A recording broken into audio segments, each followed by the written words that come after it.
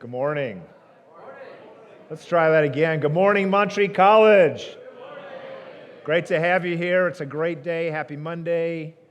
You live in North Carolina. You got the mountains. You got the weather. It's going to be, 65 or 70 degrees most of the week this week.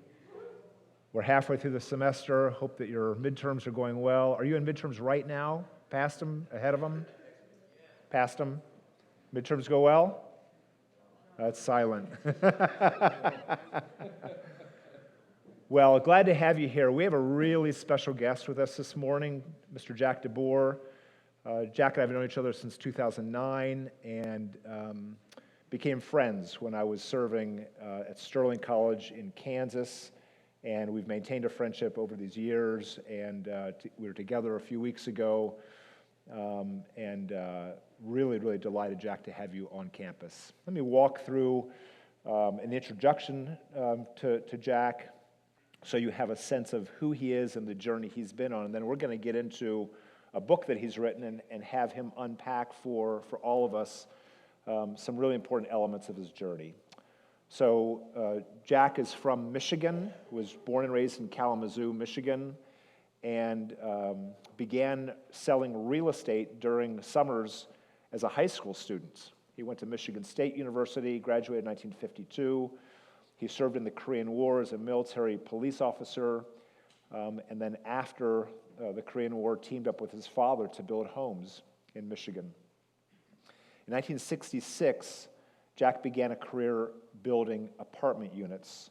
By 1973, his company had built over 16,000 apartments across 25 states. The National Real Estate Investor recognized Jack as the second largest multifamily developer in the United States. In 1975, he designed and built the first Residence Inn all-suite hotel located in Wichita, Kansas. And I've stayed in that hotel many times. Jack still owns that, has redone it a few times since then, and is actually still a very, very fine hotel. But that was the first Residence Inn. Jack built 100 more Residence Inns, and then in 1987 sold it to the Marriott Corporation. That brand is still in existence. If you know the Marriott brand, the Residence Inn is one of the brands that Marriott still has and has been a very, very profitable brand for Marriott. So he built apartments, then he built his first hotel chain, pioneering the all-suite hotel concept. After he sold Residence Inn to Marriott in 1988, he co-founded Summerfield Hotel Corporation, the second-generation upscale all-suite hotel chain, which he then sold to Hyatt. In 1995, he founded Candlewood Hotel Company. He developed 130 Candlewood suites and then sold them to the Intercontinental Hotel Group in December of 2003. And then in 2002, Ever the entrepreneur, what I would call a serial entrepreneur, founded Value Place, a short-term apartment concept. So it's a little different than the suite hotel concept, which today has over 200 sites. In how many states, Jack? Ish? 20 states. And he continues to serve as chairman of the Consolidated Holdings Incorporated. There are many other businesses that Jack started and sold, many accolades and awards that Jack has won over the years. Are you still flying your own plane? Jack's an active pilot, has been flying since the age of? Well, 1962, I think. And do you still hold my license? Do you still hold that speed record that you've held for many decades? I do. And that speed record is? Jets under 18,000 pounds. And I set it 10 years ago, and they've tried to take it from me 3 times without success, and that's good. In 1988, Jack and his wife Marilyn completed a 4-month journey around the world. Jack was piloting his own plane, and the itinerary they followed traced the history of humanity over the last 7,000 years, and they studied the needs of the world. And as they came out of that experience, they became involved in the nation of Burma, today known as Myanmar, which is a very remote and for many, many decades isolated nation in Asia. In 2011, Jack authored Risk Only Money. And so those of you who are in the business program, I think maybe you've already received copies of the book. We have copies for all of you.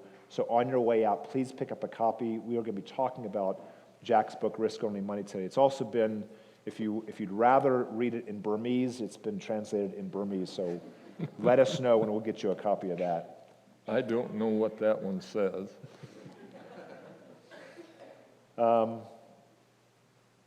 Jack and Marilyn have 2 grown children and 3 grandchildren. So Jack is many things. He is an entrepreneur, he's a builder, he's a visionary, he's a philanthropist, he's an author, he's a gatherer with a gift of hospitality, and he's a dear friend. And at their invitation, Jack and Marilyn hosted Joelle and I, along with 2 other couples, on their boat a few weeks ago, and I have rarely had the richness of conversation over a week-long period that I had with Jack and those 2 other couples. So please join me in welcoming Jack DeBoer. Thank you.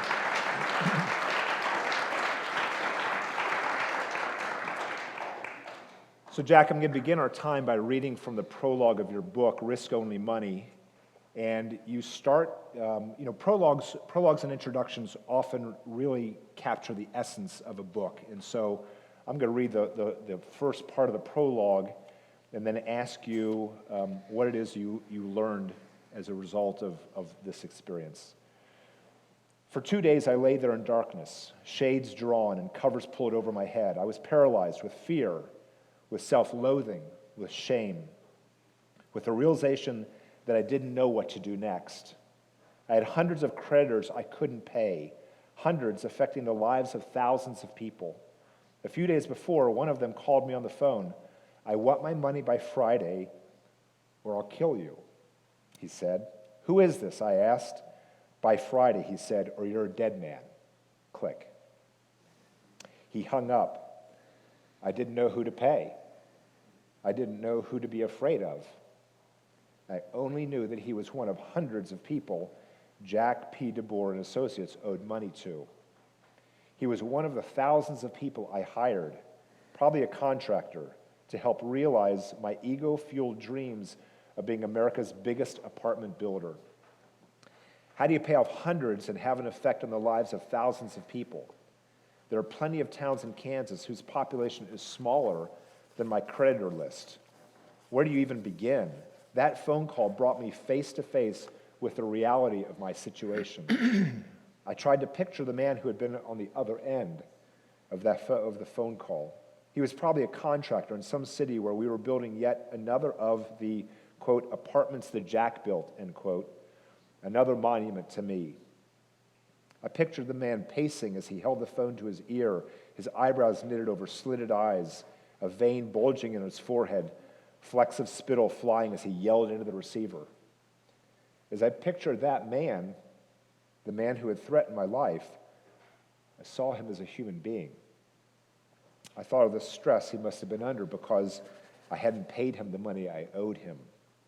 Maybe the man couldn't make payroll because of me. I knew what that was like. I've been there myself. But even payroll isn't just payroll. It's car payments, mortgage payments, electric bills, grocery bills, church tithes paid or skipped. It's children who get new shoes or continue to make do with old ones. It's families who keep their houses or lose them. Lying there in my bedroom, I realized that if that man, whoever he was, wanted to kill me, maybe he had good reason to do it. Something about that realization changed everything for me. Up to that point, my business career had been all about me. My whole sense of self was wrapped up with business successes, with buildings and trucks with my name on them. Less than 1 year earlier, I had turned down a $100 million offer for my business. Why? Because my main competitor had taken $100 million for his business. My goal in life had been to be the biggest apartment builder in America. Second best was not good enough. Neither was a tie for first. My desire to be the person others looked up to because I was number one was so overblown that I turned down a $100 million offer rather than accept a tie for first place. In other words, business for me wasn't all about the money. I had been looking to business to give my life meaning and significance. I expected business success to earn me the love of my mother and my family, the respect of others, and even self-respect. Now, on the brink of failure, I didn't know who Jack DeBoer was. So the first question out of the gate is, what did you learn at that point in your life? Well, let me say quickly that you don't have to go through that kind of an experience in order to learn the lessons, which is the reason I wrote the book. Pardon me, if you want to be an entrepreneur and if you want to avoid that kind of pain, there's a lot of basic, easy-to-read lessons in the book, and that's why I put it together. But what did I learn? First of all, I focused on what I did not have. I did not have money. And I laid there and thought, you failed. I was after ego. I had the ego. I was after money. I was after accolade. My name was on everything, and I had failed. And then, God said, okay, big guy, what do you have? So I wrote it down. I still had my wife and my family. My wife now is 63 years, I might add. I still had my health. I still have that at 85. I still had old friends. This happened when I was about 50, to put it in perspective. I still had old friends who had stuck with me, even though they thought my out-of-control ego was stupid. I hadn't done anything illegal. I still had plenty of energy. I had always treated people with respect. I had been truthful along the way. And I could now finally change who I was and how I would live my life going forward. Therefore, the book, Risk Only Money. So you determined that there were things worth risking, and there were things not worth risking. Absolutely. Money is fungible. You can risk money, lose it, and get it back, as long as you have the other basics of having told the truth of the things I just went through. Those things will help you regain the money. But if you're a liar, you're always a liar. If you're a cheat, you're always a cheat. If you risked your health and you made serious disadvantage to your health because you just couldn't quit smoking, you're going to pay for that. If you risk your friends and your family, they're going to decide whether you get it back. But money? No. I risk it. I lost it. I got it back. So Jack, you're an entrepreneur. You have risked money, lots of it. You've made lots of money. You've lost lots of money. It's this, entrepreneurs go through cycles, the ups and downs. It might be easy for someone in the audience to think, well, this concept of risk, I'm not an entrepreneur, therefore I'm not a risk taker. Can you speak to the idea that risk is not reserved for entrepreneurs? Well, you take risk every day.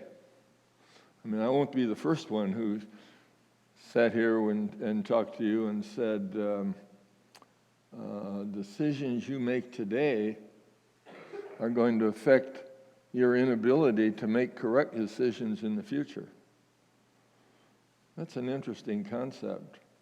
One of the problems of being free, we're all free. One of the problems is you have to make choices. And when you get to be my age, you think back of the choices you've made. And some of the choices that you make you lose the ability to make a better choice in the future. Think about that. That's really scary. But you have the right, because you're free, to get up when you want to, eat the food that you want to, wear the clothes that you want to, treat people like you want to, tell the truth if you want to. You're free. And that's a tough burden. That's a really tough burden. The good side of freedom, of course, we all understand. But, make the right choices. It's the little choices that you make that'll get you in trouble, not the big ones. And they build on each other. So you have a real burden, guys and gals, because you're free. We're going to invite you into the conversation. You've got the text number up. I've got several questions, but if you'd like to ask Jack a question, feel free and we'll begin to accumulate your questions.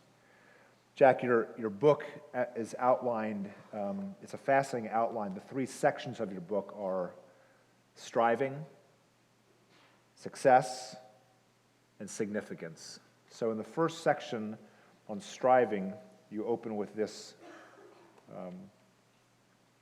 quote: "There's a pure, childlike entrepreneurial spirit that is free of ego, an enterprising nature that marvels at growth and industry for its own sake. It doesn't take long for self-serving, egotistical concerns to weasel their way in, but business in its purest form is all about investment, effort, and return." Pretty simple. So why would you open your section on striving with that quote?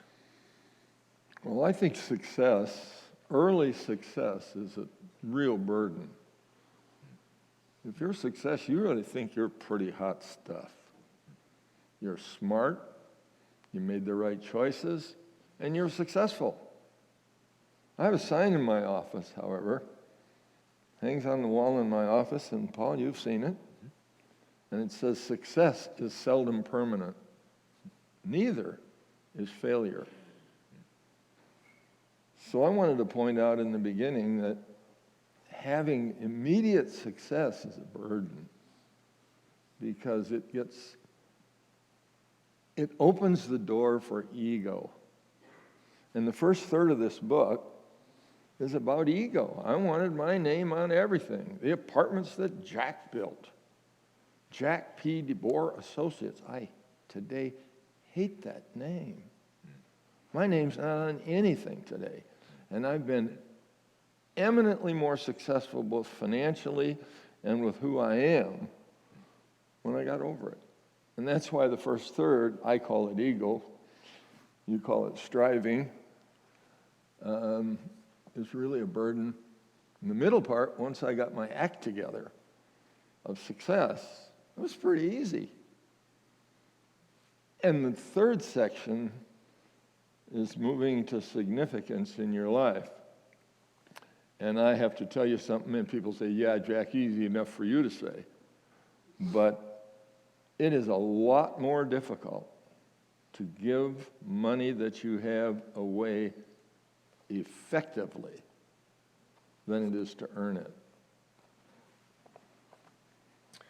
So your first section is on striving. You say that the first third is really about ego, and an ego that was out of control, an ego that really needed to be reined back in.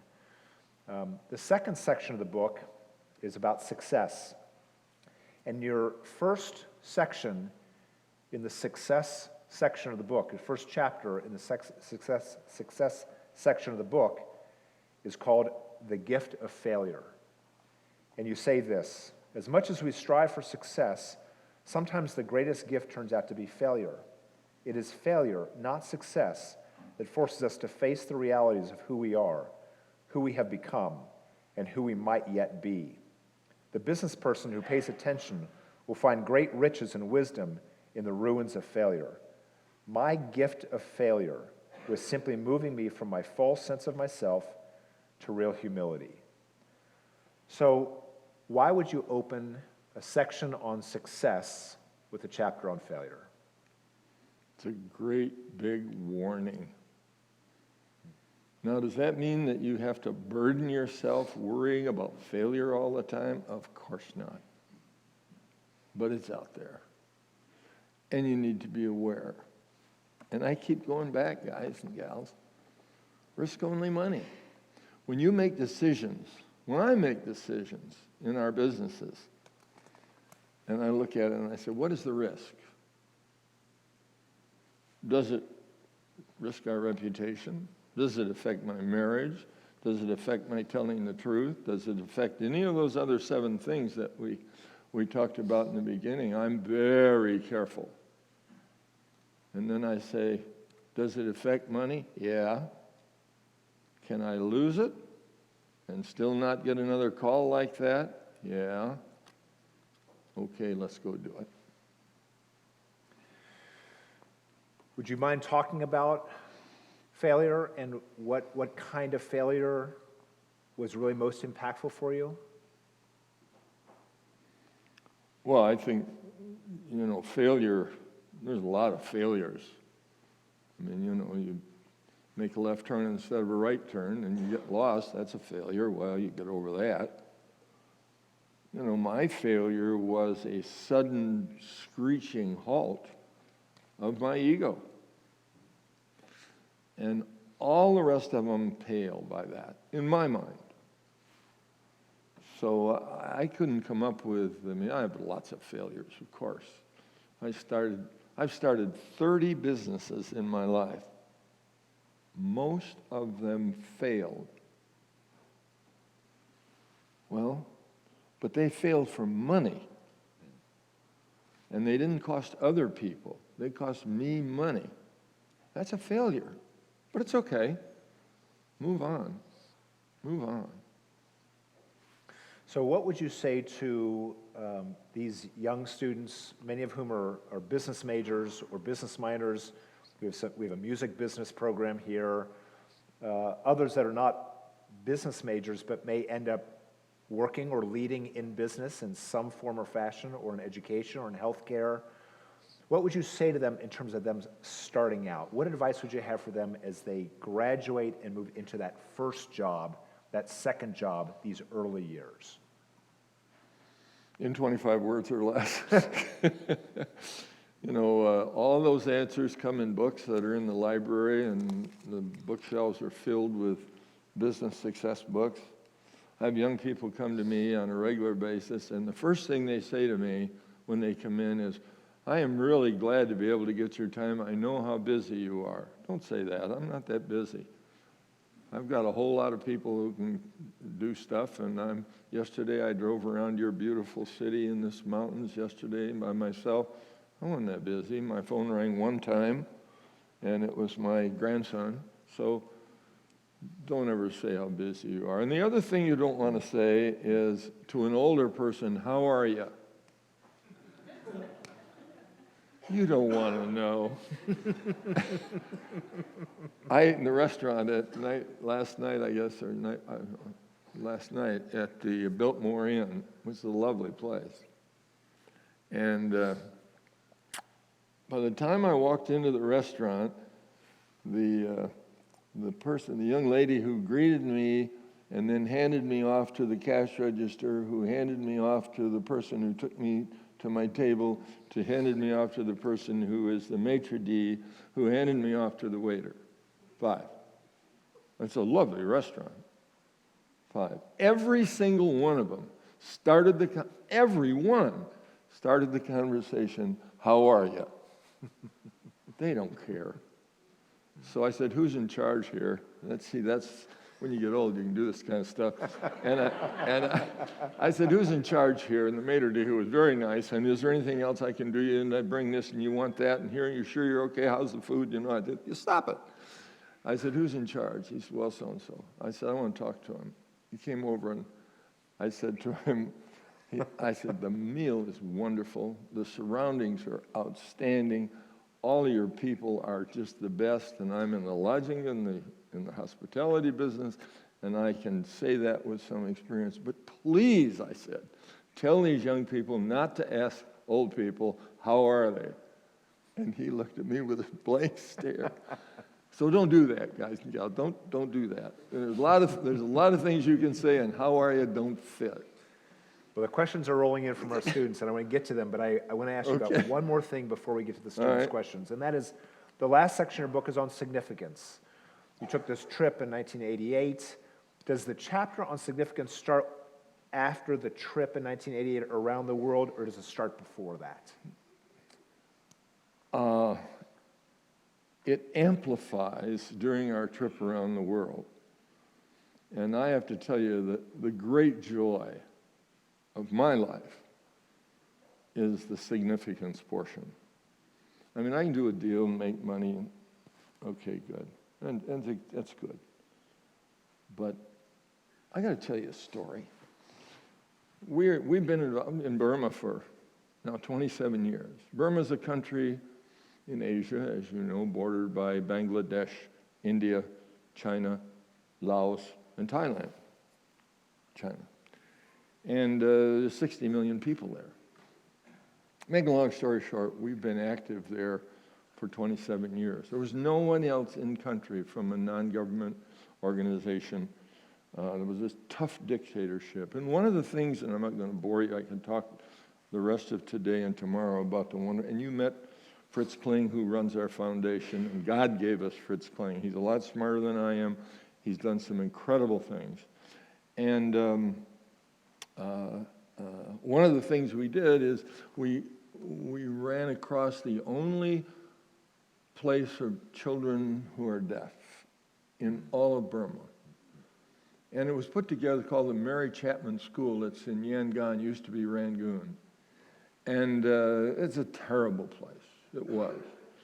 And the equipment they had all had tubes and no hearing aids, and there were 150 kids there, so big. Well, we got involved. We sent people from the U.S. and spent time with them and showed them how to test children, gave them the books and gave them the programs and what you do. They had the sign language, but that was it. And others came along and helped them with their facility. We don't do buildings in our foundation. That's not what we do. But and we supplied hearing aids. Well, okay, big deal. We went back after I've been there a lot. My wife and I have traveled there 12, 14 times over the time. And we went back and we went into this place. They now have 300 kids, little children, and they all dress. When you go to school in Burma, you have to have a uniform type. And they're all there, and they're little kids. And we walked into this room, and they're all sitting there in very orderly rows. And then it was explained to them that we were the people who made it possible for them to have hearing aids. And they could hear. In sign language, this is, I love you. 300 little children. I love you.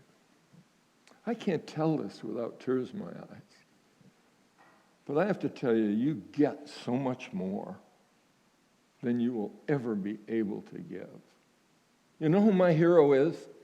It ain't me. I could write those checks, and the success part was better. God gave me a lot of money I didn't even earn. And the fact that I can write a check and all this is embarrassing to me. My hero is the single mother who's still serving at the Lord's Diner 2 nights a week and struggling to pay her rent. My hero is a family that says to their kids, you know, we're not going to McDonald's in the movie this weekend because we have to meet our payment for the sponsor child in Burma. By the way, we have 80,000 sponsor children in Burma now. 80,000 American families that are writing a $36 a week check and saying to their kids, no, you can't have those new shoes yet because we have to make this. That's my hero. I spent 5 days on an aircraft carrier during flight operations. I sat with the captain and looked down on the deck. And he said, look at that deck. And I was in awe of everything that goes on that ship. airplanes taking off, airplanes recovering, elevator, helicopters, people running around, orange life jackets, green life jackets, blue life jackets, parking airplanes, doing all this kind of stuff on that deck. And I said, I'm blown away by what I see. And he said, that is the most dangerous peacetime place in the military, that deck. I said, wow. He said, let me tell you something about that deck. 15% Hispanic, 15% black, 15% female, average age 18. That's my hero. I'm no hero. I didn't give up anything to put millions of dollars over the years into Burma. Emotional, but so restful. See, God gave me that opportunity, and he entrusted my wife and I with this money and said to us, you can read in the book why we're in Burma. I'm not going to bore you with it. But boy, God's so good. He just gave me such a good thing. So Jack, tell us about this trip around the world and the dinner that you invited people to give you counsel. Well, we were gone for 4 months. We were in 39 countries. We brought our own guides with us. We studied and hired the best people who knew about the countries we were visiting. And because I don't like tours where they say, here's another church that was built in 1614 by so-and-so. Okay, you take the inside, I'll take the outside. I've been in one before. But I wanted to know about what was going on. My wife did, so we really studied it. And when we got back, we said, gee, how come we were able to do that? We were in places that you've never heard of. And we had our own airplane, and we were taken care of on this trip. I mean, we were in places where things happened, security risk, people were killed around the hotel one night, and all kinds of, we were fine. So we looked at each other and said, wonder what that means. How come we got that opportunity? What should we do? And we looked at each other with a blank stare. What do you do for the world? In the world. So we invited 10 couples to dinner in Wichita. And of the 10, we did not know 7 of them. We invited a Boeing line worker. We invited a minister and his wife who ran a church near where we lived, but we had never been there. We invited a banker, a developer, and people we didn't know. And we showed them a quick travel log of this incredible journey and said, but now you have to pay for your dinner. Really? Yeah, I said, you all have to write us a letter, but it has to be in longhand. You can't write the letter on a typewriter or the internet in longhand. You've heard the story. You now know us. What would you do? So the letters were all the same. Find something about which you have a passion. Get involved. Don't start anything new. And that's how we met World Vision. And we became involved with World Vision. We went on a World Vision trip, and we learned who they were. Incredible organization, largest Christian-based charitable organization on the planet. They have a $2.6 billion a year budget and no endowment. So you can see what they have accomplished, and we became involved with World Vision, and when they asked us, okay, what do you want to do after they showed us all this stuff, we said we want to take on a country, and that was Burma. So I've got a lot of questions from the students. I think we should get into them. So here's the first question from a student. Do you have any regrets, specifically pertaining to the amount of time you put into building those apartments and the people who couldn't pay their bills on time because you turned down the big $100 million offer? I have no regret about not taking the $100 million offer, because I suspect if I had taken that money and continued to have who I was, I wouldn't have liked me at all. If I had continued who I was, I don't know what would have happened in my life. So that was a good decision, for the wrong reason, but it was a really good decision. My regret, probably that I wasn't involved with my kids. I had a couple kids, I think. But, I was born in an age and in a family where the husband was the gatherer. It was clear to me by my parents that your job is to take care of this family that you're going to have and take care of them financially and give them a place to live and this kind of thing. I never changed a diaper. And I think that's something that I regret. My kids are close, very close now, and they're both successful. Grandkids are doing fine. 2 out of 3 graduated from college this year, one from Dartmouth and the other from Chapman in California. But I regret missing some of those years. And I think young people today, your parents, which I still count as young people, your parents were a lot better parents than we were.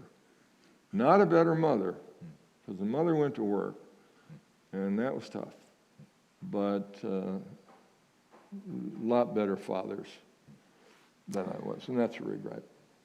Here's the next question. Where do you draw the line with risking money? It could be argued that risking money can also risk relationships. A husband who risks money might frustrate his wife. It could also risk your health, as someone who risks money may not be able to afford doctor bills. I agree that money is one of the only things that should be risked, but how much is too much? Well, that's a good question, and I think the answer to that is relatively simple. If you risk money, which effectively risks those other things that you can't get back, that's just plain stupid. I mean, I don't know how much is enough. I mean, compulsive gambling. I disagree with gambling. I'm not a gambler. I go to the casinos and I look and I enjoy walking through them, see all those people who think those hotels were built by winners. But on the other hand, risk money. Interestingly enough, the money that I risked, that I lost, that I couldn't pay other people with, was not the money that I kept my house payment up. My family never wanted for anything. I'm not very proud of that. I'm proud of the fact that they didn't want for anything. I always, houses, we kept everything. My wife got a check to pay the bills every week, but you're risking too much money when loss of that money would cause you to lose something you can't get back. How did I risk all that money and lose it and affect all those families like this book starts out? And the answer is, what happened to my reputation? It took me 5 years to rebuild it. I paid everybody back. I didn't take any bankruptcy. I never was sued during that period of time. And I still today do business with a lot of people and banks that I did business with when I hit the wall. You know why? I was told the truth. It was what it was. And when I hit the wall, I said, I got us all in trouble over ego.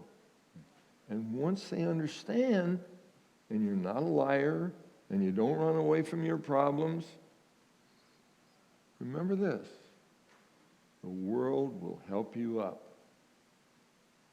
and the world will also help you down, depending on who you are. There's great strength in weakness in business. People really are good. They want to help. But they don't want to help liars. They don't want to help cheats. They don't want to help people who turn their backs on their families. No. As a student, I would love to have my own business one day. With this in mind, what can I anticipate being the hardest part about this business journey I'm going to try to take, relationally, emotionally, physically, spiritually, and in any other way? What's the hardest part? Towing the line, I probably would say. Keep reading that preliminary to this book. Not the part about what I was going through, the part I had. And protect those things very carefully. That's the hard part. It's not raising the money. You can do that. But toe the line and remember, risk only money. Next question. Your "it's only money" philosophy might seem callous to those who live in poverty. Can you speak to the morality of risking millions of dollars on ventures which may not succeed when that money could be provided immediately to help the poor? That's a really legitimate question. Fritz Kling, the president of our foundation, got a letter from my oldest grandson that said, "Money is evil." And he copied me. He has a degree in international finance, I might add today. Money is evil. And of course, we both responded to it. And I felt that money is only evil if you do wrong with it. I could argue that because I've provided literally thousands of jobs for thousands of families, that was a good use and risk of money. The other person could argue, yeah, but if you gave it to the poor, that's a major problem. We don't want to get into the struggles that we're having, but no one in this room ever would turn your back on somebody who needs help. But I will turn my back on somebody who needs help and isn't doing anything about it. I think people in need we should take care of. People who are lazy. This is a free country. You want to be lazy, you want to be a drunk. No, there's programs for that. Let's not go there. You want to be lazy and not work and know the government's going to take care of you. I don't want to help you. But you show a little gumption. You say, look, I want to start the crawl up this ladder. I'll give you anything. Anything. There were two people last night sitting at a table in the restaurant. Across from me, two women. And they didn't look like the kind of people who should be in that restaurant. Now, is that a terrible thing to say? And I kind of watched what they ordered. It's a very expensive restaurant. And they were dressed very nicely, but didn't fit that restaurant. You don't like me saying that, do you? But you know who they were. And I watched what they ordered. And the order, I couldn't tell exactly what it was, but they split the order. And they carried on a conversation. And I just watched them, and I thought, I admire these two women. Both grossly overweight, I might add.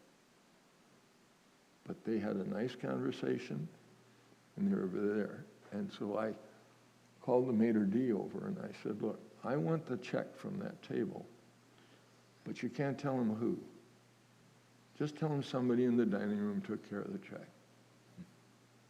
So I paid the check. You know why? Because those women were trying really hard to do better. But I pass somebody up on the street who looks healthy and is carrying a sign, or sitting there with a dog and smoking. Help me buy lunch? I'm sorry. I'm pretty choosy. How has what you learned in risk-taking in business informed how you take risks for God?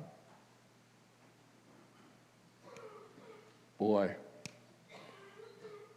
I'm not here as your preacher, and I don't understand God. I said to Paul earlier, God gave us a life that's really simple. Think about it. There's nothing complicated about what God gave us and the rules that he outlined. It's very simple. We're the ones that complicated it. We've created all this mess for ourselves. So my only advice is keep it simple. Keep it simple. Life is really simple, guys and girls. It really is. Business is really simple. Keep it simple. What do you think is the most important trait to have as an entrepreneur? Boy, There's two kinds of people in the world. There are entrepreneurs and there are in business.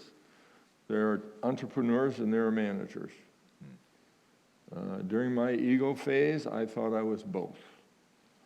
There is no one drawing breath who's both. You are either an entrepreneur or you are a manager. So it's very important to be very careful that you do not put two entrepreneurs together because they will dream and say everything is just wonderful and it's going to get better and we're going to do this and we're going to keep doing that until they blow up in oblivion.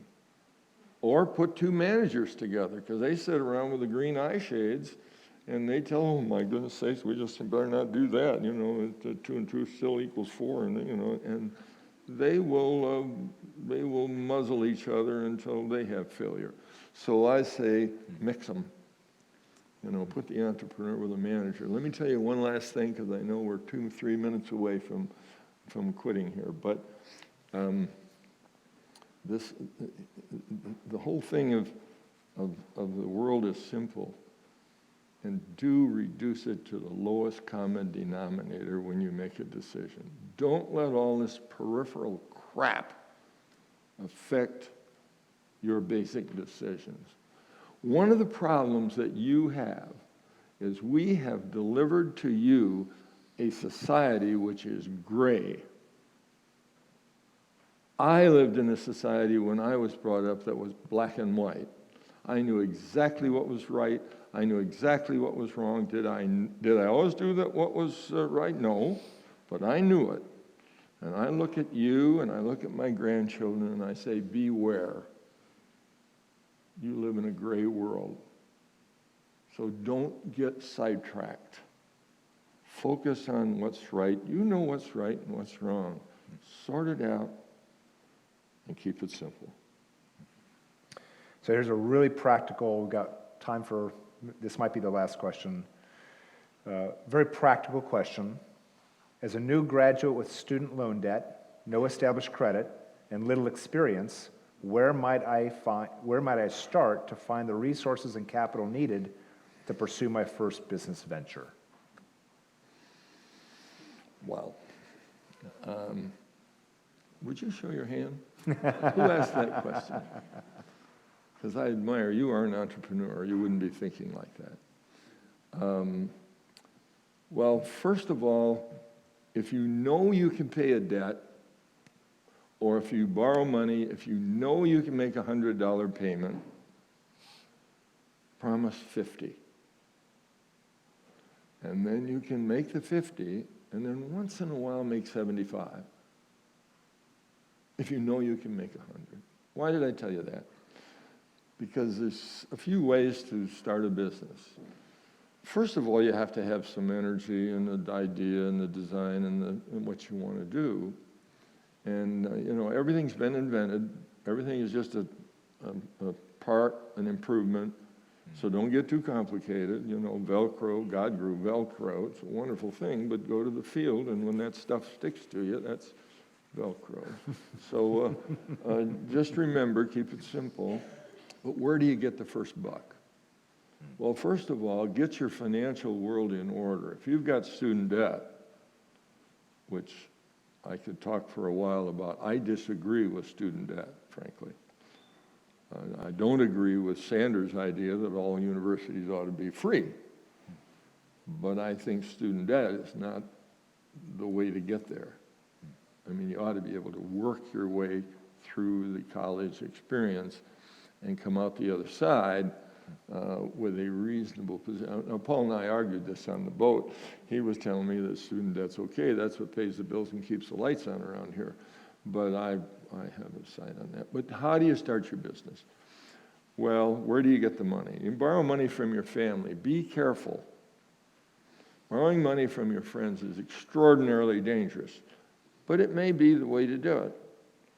But if you really think you can borrow $100, and like I said, you can pay it back over a year, set it up for 2 years. Give yourself lots of leeway. You can borrow money from your friends. As you get as old as I am, I've made a lot of loans to my friends over the years. As I look back, I shouldn't have done it. I should have given the money to them. Because I put a lot of pressure on them because they're still worried about, they still owe me money long past. And they worry about it because they don't have the money, and I put pressure on them. And I don't need the money. I don't care if they ever pay it back or not. And I can't write it off because it would cause them to have a tax liability, so it's just out there. So it's better to give it. Banks are not going to help you start that business. But the best way is the people you're going to do business with. You want to start a popcorn stand, go figure out how to get the popcorn machine from somebody and let them help you finance it. Go figure out how to get the popcorn on credit and finance it. When you have a lot of money in a business, you will be a worse businessman or woman than if you don't have a lot of money, but you have a way to get to it by your hard work and your efforts in making it succeed. So I confused you a little, but it's a great question, and be very, very careful about partnerships. Partnerships will get you in trouble because partners have different goals. If you're really successful and you've borrowed money from your friends, they're going to tell their friends how smart they are. And if you're not successful, and most businesses do fail to some degree at some level, they're going to tell their friends what a bad person you are. And that is a risk that you probably shouldn't take. But the popcorn machine guy and the guy who sells the popcorn, he builds in a risk factor. And he's a smart guy or he wouldn't be in the business, and he will help you. And you say, look, I can't afford to buy that popcorn machine, but I can pay for it over a year. And if I do this much business, it's a great place. Now you're in business. So be very careful. Don't borrow money from your friends. If your family wants to participate and your dad will give you the money, let him give it to you. That's okay. But get the money from the people you do business with. Well, I think we've just scratched the surface of the conversation. We've run out of time. Forgive me. The conversation will continue from the beginning at 11 o'clock upstairs in room 27. We'll continue the conversation to 11:45, and then we'll break for lunch and go down to the cafeteria and continue the conversation down there until Jack has to leave at 12:30. If you'd like to join us upstairs in room 27, please feel free. Please join me in thanking Jack DeBoer. And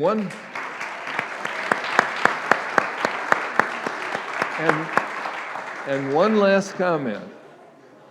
I've got everything I want in this life. A wife of 63 years, a telephone that doesn't ring very often. And you know what? I'll trade places with any one of you. You're so lucky. God gave you everything. Have a great life.